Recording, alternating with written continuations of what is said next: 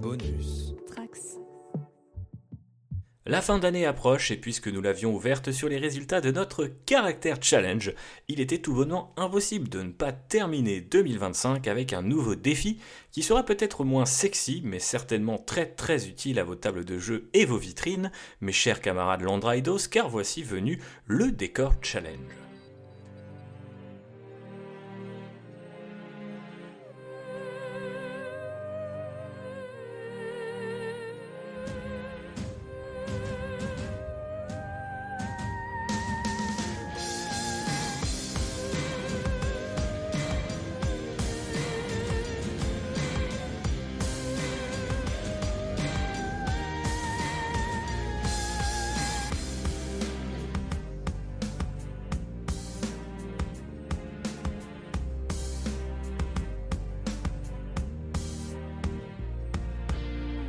Bonjour à toutes et à tous, bienvenue à bord du Landrider, j'espère que vous allez bien. Eh bien oui, un nouveau challenge démarre à la fin de cette année 2025, une année qui aura été très riche en hobbies, mais je vous propose qu'elle le soit encore un peu plus avec ce challenge.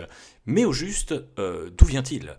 D'où me vient cette idée de faire un challenge autour des décors ? Alors pour la petite anecdote, certains s'en souviendront peut-être, notamment si vous êtes sur le Discord, rejoignez-nous, c'est gratuit. Eh bien, à l'origine, lors du dernier challenge, je vous avais proposé deux thèmes. Il y avait le thème Old Hammer et il y avait le thème décor. Et c'était bien sûr le thème Oldhammer qui avait gagné, vous le savez, vous avez été nombreux et nombreuses à y participer et je vous en remercie. Mais voilà, l'idée de peindre des décors traînait toujours dans un coin de ma tête et continuait à se renforcer à mesure qu'un certain nombre d'événements allaient remplir ma vie de hobbyiste. Je pense notamment au Rural Hammer Fest de l'ami Brother Maxou, dans lequel je me suis rendu en mai dernier et où il y avait de superbes tables et je me suis dit il faut vraiment que je commence à peindre plus de décors et potentiellement que j'en construise moi-même, que je mélange un petit peu les décors Games Workshop avec des décors maison. Donc ça a un petit peu fait son petit bonhomme de chemin dans ma tête, d'autant que, vous le savez si vous écoutez le podcast depuis un certain temps, j'avais déjà consacré un épisode aux décors. Donc voilà, ils sont toujours un petit peu cachés dans un coin de mon cerveau, ils me traquent, ils me hantent pour ainsi dire, et il fallait donc que j'y arrive un jour. Et je crois que ce jour est enfin arrivé. Par ailleurs, un autre événement qui a été assez important pour moi, c'est que cet été, je suis passé à l'association nantaise des Chevaliers de la Duchesse, dont je fais partie. Je salue d'ailleurs tous les membres du bureau et les différents joueurs que nous retrouvons là-bas, parce que je sais qu'il y en a qui nous écoutent. Il se trouve que la Duchesse fait don d'un certain nombre de décors, de vieux décors pour Warhammer 40 000, qui traînaient depuis maintenant un petit moment dans nos étagères, pour malheureusement être remplacés par des décors, on va dire, plus compatibles avec les règles WTC, donc le championnat du monde de Warhammer 40 000. Alors, on n'est pas là pour faire un débat sur la méta versus les décors maison ou les décors qui ont de la gueule versus les ruines en L faites en MDF et pas peintes. Tout ce que je veux dire par là, c'est que puisqu'il y a eu don de ces décors, eh bien, il fallait leur faire honneur. En tout cas, il faut leur faire honneur puisque ce n'est pas encore fait et ce sera peut-être l'occasion de le faire à travers ce challenge si j'y arrive, parce que voyez-vous, il va y avoir effectivement du challenge dans ce challenge. C'est bien pour ça qu'on l'appelle comme ça. C'est donc, vous l'aurez compris, l'occasion de me motiver, moi aussi, à peindre du décor. Ça fait un moment que je me dis qu'il faut que je m'y mette, mais c'est toujours comme ça. Le décor, ça a beau être 50% de nos tables de jeu, voire peut-être même un peu plus, on a toujours du mal à les faire passer devant nos armées respectives. Et c'est bien normal, parce que c'est parfois un peu moins excitant. Mais je pense qu'avec ce challenge, on va prouver au monde entier que ça peut être quand même un peu stimulant, un peu fun. L'occasion de tester aussi des techniques à moindre coût, à moindre pression, parce que à la rigueur, si on salope un peu un décor, c'est pas très grave. Si on salope toute une armée, là, c'est un peu plus embêtant. Donc voilà, armez-vous de vos pinceaux, de vos cutters, de tout le matos dont vous aurez besoin pour rejoindre le challenge et mettez-vous au défi de faire du décor avec moi et potentiellement, bien sûr, au-delà des canons qui sont établis par Games Workshop et par Warhammer 40 000 spécifiquement. Typiquement, moi je sais que j'attaque très fort Trench Crusade en ce moment, et donc il serait peut-être temps de réfléchir à un certain nombre de décors qui fonctionneraient dans cet univers.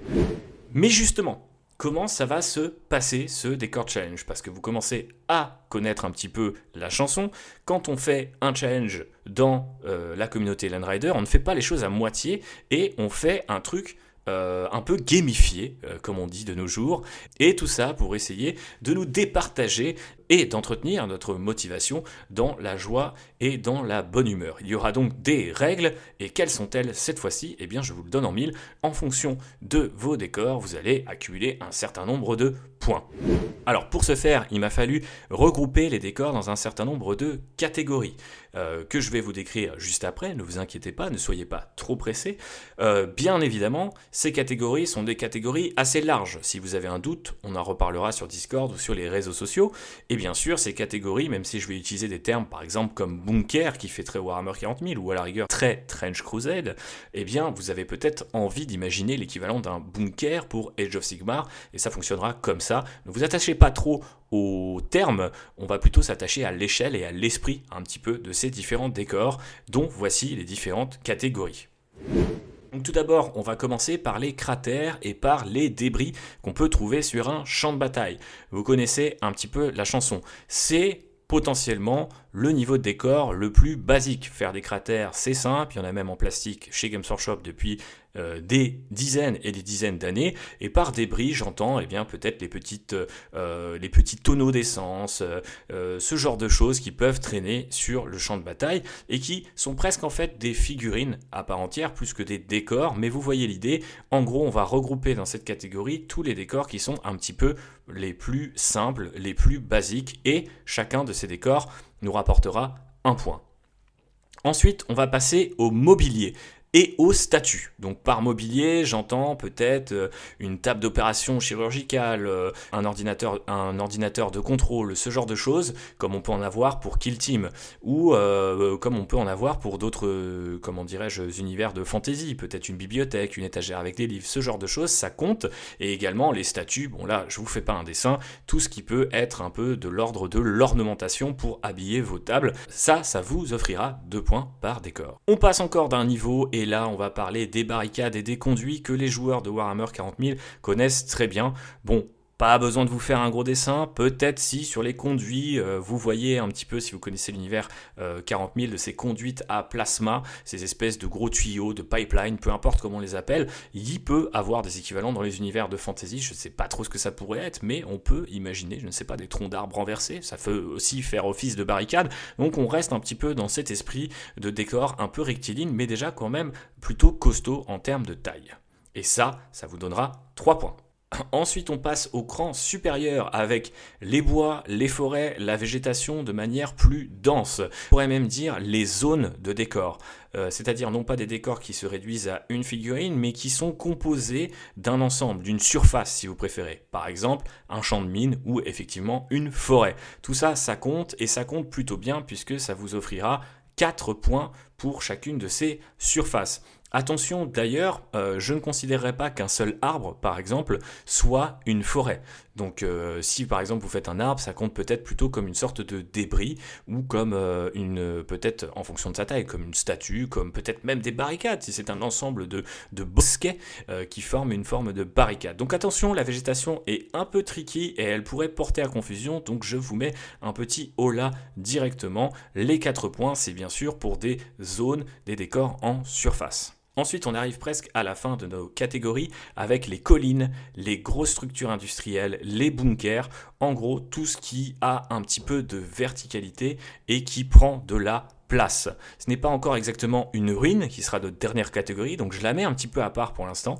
Mais voilà, si vous avez des grosses collines de fantasy, si vous avez des temples, si vous avez des structures industrielles comme un générateur à plasma assez imposant, ou encore un bunker, eh bien effectivement ça rentrera dans la catégorie 5, et donc ça vous offrira 5 points par décor.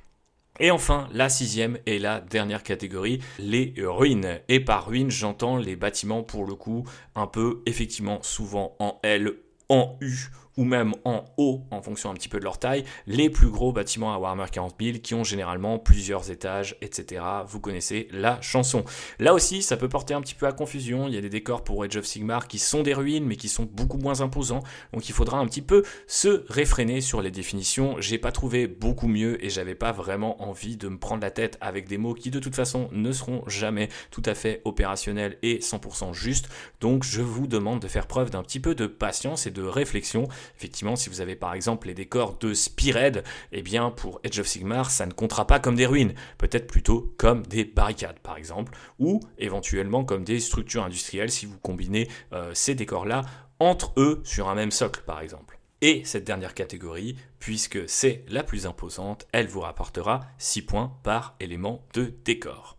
Mais pour pimenter tout ça, il nous fallait bien un bonus. Et ce bonus, eh bien, c'est tout simplement le décor personnel. Si vous faites votre décor maison ou si vous customiser suffisamment le décor pour que on ne le reconnaisse pas en tant que tel, eh bien c'est très simple, vous prenez le score que normalement vous aurez dû avoir, mais vous le multipliez par 2. Par exemple, un cratère que vous faites maison, c'est pas 1 point, c'est 1 point x 2, donc c'est 2 points. Une barricade que vous faites vous-même, c'est pas 3 points, c'est 6 points, vous connaissez un petit peu la chanson. Au niveau des combinaisons de décors, peut-être Games Workshop avec des trucs perso, eh bien il va falloir nous prouver que vous avez vraiment fait autre chose que juste les coller sur un socle. Mais par exemple, si vous faites une ruine et que vous lui faites une empreinte au sol avec des débris, des pièges à char, je sais pas, un petit cadavre par-ci, des citernes par-là, eh bien très clairement on aura envie de dire bravo, on aura envie de dire ça c'est le décor comme on l'aime, c'est V3, V4, guerre urbaine, tout ce dont on a déjà parlé dans des épisodes précédents. Donc je vous incite à le faire et pourquoi pas créer des décors entièrement faits par vous-même à partir de récup. Et plus belle sera la récup, bien sûr, plus ce sera glorieux et plus vous avez des chances de multiplier vos points pour quelque chose de tout à fait saisissant. Donc je vous encourage vivement à dépasser le cadre proposé par les kits de Games Workshop ou d'autres maisons pour créer vos propres décors et ainsi briller au sommet du classement. Pour ce qui est de la formule de ce challenge, eh bien maintenant vous la connaissez. On vous invite à partager vos progrès sur les réseaux sociaux avec le hashtag décor. Je l'ai mis au singulier pour que ça soit plus clair, mais donc décor challenge, D-E-C-O-R. Mais vous pouvez encore mieux nous suivre sur Discord avec un canal dédié et voir la progression de tout le monde en direct. Généralement, c'est le meilleur endroit pour poster du work in progress, pour se donner des conseils, pour se motiver. Donc vraiment, rejoignez-nous, c'est super. Les derniers challenges, que ce soit le Holdhammer, le Character Challenge, le Spirit Challenge, on a vraiment créé une espèce de petite communauté au sein de la communauté. Donc je vous invite vivement à nous rejoindre dans ce canal dédié.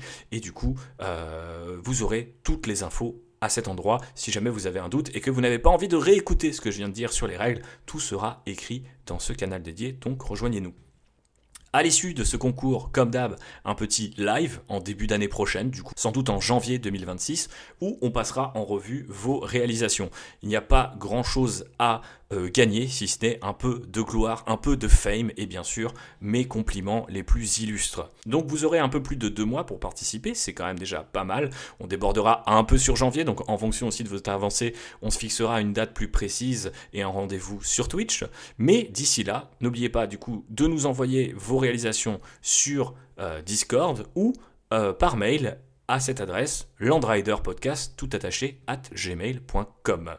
Merci par contre de bien vouloir mettre votre pseudo en watermark quelque part sur la photo, vous indiquez votre pseudo, comme ça je sais exactement à qui j'ai affaire et pendant le live on peut vous retrouver, on peut savoir à qui on a affaire et ça c'est important. Et n'hésitez pas à anticiper aussi votre calcul de points, je le vérifierai moi-même mais c'est toujours plus simple de vérifier plutôt que de le faire moi-même et de perdre encore un petit peu plus de temps. Donc voilà, la partie logistique, je compte sur vous, je vous garantis que c'est assez chiant dès qu'on a, on va dire, une quinzaine, voire même, comme c'est la plupart du temps le cas, une trentaine de participants. Donc voilà, je compte sur votre application, soyez sympa s'il vous plaît, faites-nous des beaux décors, mais faites-nous aussi des participations propres, respectez les consignes, vous êtes des adultes, vous êtes des hobbyistes, je veux voir de l'application à toutes les étapes et vous en serez grandement remerciés. Voilà pour ce nouveau challenge, un épisode hyper court, vous vous en doutez, c'est essentiellement pour présenter le concours lui-même. J'espère que vous serez nombreux et nombreuses à participer. Si vous aimez le podcast, venez nous le dire sur Discord. En plus, comme ça, vous pourrez suivre l'avancée de vos petits camarades dans le Décor Challenge. Vous pouvez également partager cet épisode sur les réseaux sociaux. Préparez vos deniers, vos crédits impériaux pour la réimpression de mon livre qui sortira en janvier chez Ford Edition sur Warhammer 40 000.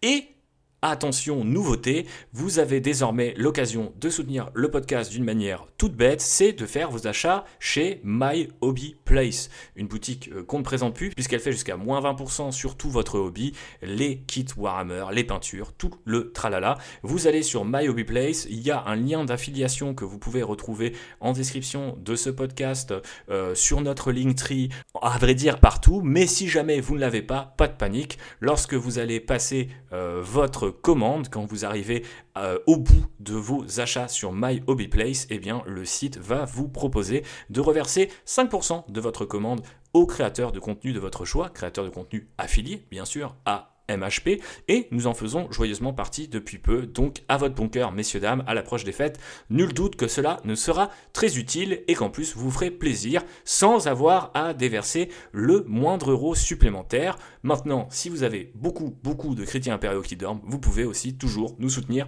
sur Tipeee. Voilà, Tipeee, My Hobby Place, les réseaux sociaux, Discord, il y en a pour toutes les bourses, faites-vous plaisir, partagez la bonne parole et l'amour du décor sur l'internet hobbyiste francophone. D'ici le prochain épisode qui arrive bientôt et qui sera un Raconte-moi Warhammer, je tease, eh bien je vous embrasse et je vous dis à la prochaine. Ciao. Bonus. Trax.